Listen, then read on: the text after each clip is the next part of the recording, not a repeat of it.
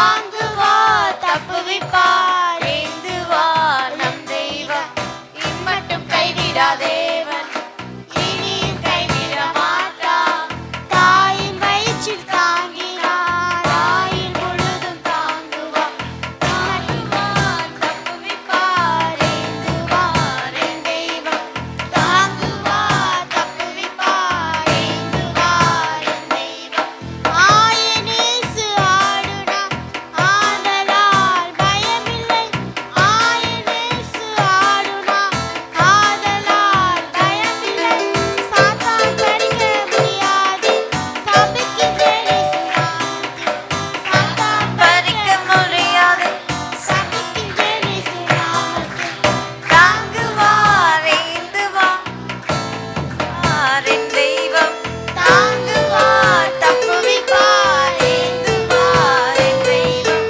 இம்மட்டும் கைவிடாதேவன் இனியும் கைவிட மாட்டார் தாயின் வயிற்றில் தாங்கினார் ஆயுள் முழுதும் தாங்குவார் தாயின் வயிற்றில் தாங்கினார் ஆயுள் முழுதும் கர்த்தருக்கு ஸ்தோத்திரம். கடந்த வருஷங்களில் பாப்பா ஒரு 5 மாதம் வயிற்றில் இருக்கும்போது இந்த பாடலை கொண்டு ஆண்டவர் என் கூட பேசினார். ஏன்னா அன்னைக்கு ஒரு சூழ்நிலைமையில் பிள்ளைங்க என் கூட இல்லை, கணவர் என் கூட இல்லை, ஒரு உயிர் போகிற ஒரு கட்டம். அந்த ஒரு நேரத்தில் ஆண்டவர் ஆண்டவரே நீ மட்டும்தான் இந்த நேரத்தில் இருக்க, கணவர் இல்லை, பிள்ளைங்க இல்லை, யாருமே இல்லை, இப்போ நான் என் ஜீவன் போக போகுது ஆண்டவரே, நான் ஆண்டவரோட பேசிட்டு இருக்கல. ஆண்டவர் தொடர்ந்து கண்டினியூவா இந்த பாடலை கொண்டு என்னை தேற்றினார். அதுபோல கடந்த ஜனவரியில் என்னால் இங்கே இருக்க முடியல. அப்போ ஒரு பிரச்சனை தான், ஆஸ்பத்திரியில் இருந்தோம். அந்த ஒரு சூழ்நிலையிலையும் உயிர் போகிற ஒரு கட்டாயம்.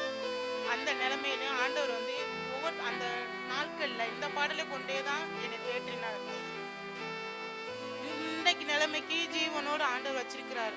குடும்பத்தில் அநேக கஷ்டங்கள், அநேக போராட்டங்கள், அதன் மத்தியிலும் ஆண்டவர் தேற்றி எங்களை பலப்படுத்தி ஒவ்வொரு நாளும் எங்களுக்கு தேவையான காரியங்களை சந்திக்கிறார். அப்படி தெய்வத்துக்கு ஸ்தோத்திரம்.